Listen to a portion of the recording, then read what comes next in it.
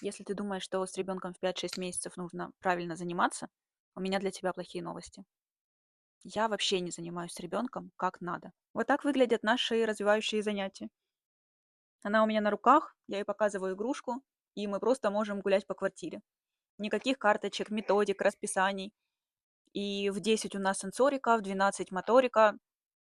Такое не проходит. Но знаешь, что самое интересное? Она все равно при этом прекрасно развивается.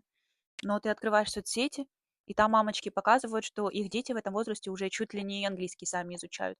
И ты сидишь такая, может, это я что-то упускаю, может, это я мало делаю. А потом реальность. Ребенок, который орет и просится на руки, и вообще не в курсе твоих развивашек.